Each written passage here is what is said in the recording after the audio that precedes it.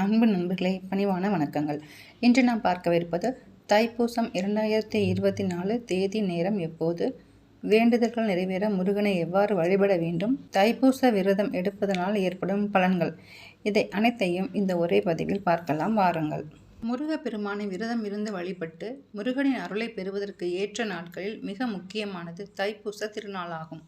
தைப்பூச பெருவிழா பழனி தண்டாயுதபாணி கோவிலில் 10 நாட்கள் திருவிழாவாக கொண்டாடப்படும்.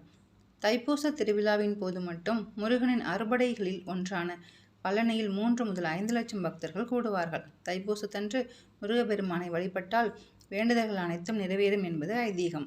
பஞ்சபூதங்களும் இறைவனுக்குள் அடக்கம் என்பதை உணர்த்தும் நாளாக தைப்பூசம் விளங்குகிறது. அதனால் இந்த நாளில் சிவாலயங்களில் சிறப்பு பூஜைகள் நடத்தப்படும். ஜோதிட ரீதியாக பூசம் நட்சத்திரம் என்பது சனி பகவானின் ஆதிக்கம் நிறைந்த நட்சத்திரமாகும். இது தை மாத பௌர்ணமி நாளுடன் இணைந்து வருவது கூடுதல் சிறப்பு பெறுகிறது.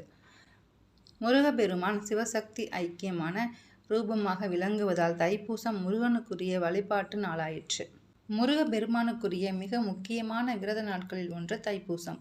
தைப்பூச பெருவிழா பழனி தலத்திற்குரிய விழாவாக கருதப்பட்டாலும் உலகம் முழுவதிலும் உள்ள முருகன் கோவில்களிலும் தைப்பூச திருவிழா கோலாகலமாக கொண்டாடப்படுவது வழக்கம். ஏராளமான பக்தர்கள் பால்குடம், காவடி உள்ளிட்டவற்றை ஏந்தி வந்து முருகனை இந்த நாளில் வழிபடுவார்கள். தை மாதத்தில் வரும் பௌர்ணமியுடன் பூசம் நட்சத்திரம் இணையும் நாளை தைப்பூச நாளாக கொண்டாடுகிறோம். தைப்பூசம் எதற்காக கொண்டாடப்படுகிறது என்பதற்கு பல புராண கதைகள் உண்டு.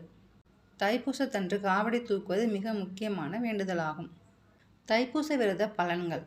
இத்தகைய சிறப்பு வாய்ந்த தைப்பூச திருநாளில் தொட்ட காரியங்கள் அனைத்தும் வெற்றியடையும். பிரிந்த தம்பதிகள் ஒன்று சேர்வார்கள்.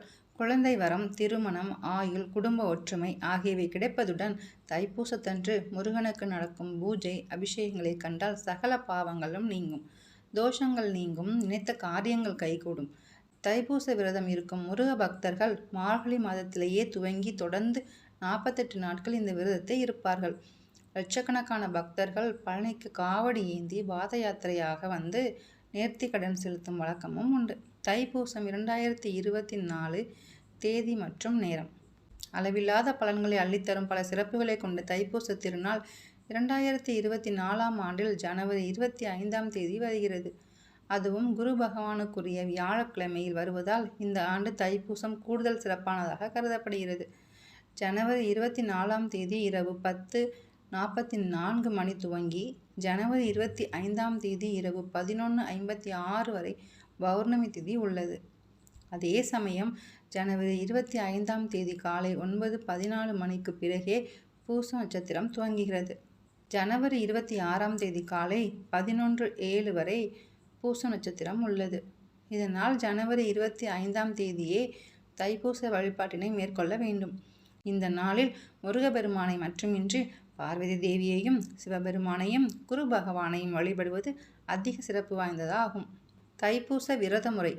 தைப்பூசத்தன்று அதிகாலையில் எழுந்து நீராடி வீட்டில் உள்ள முருகப்பெருமான் படத்திற்கு மலர்களால் அலங்கரித்து விளக்கேற்றி வழிபட வேண்டும். அன்று 3 வேளையும் பால், பழங்கள் மட்டுமே சாப்பிட்டு விரதம் இருக்க வேண்டும்.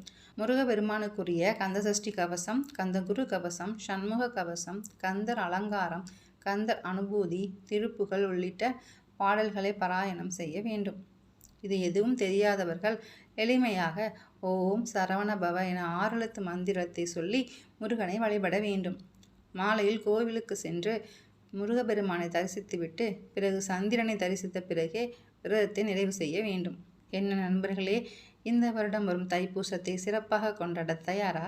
நன்றிகள் கோடி.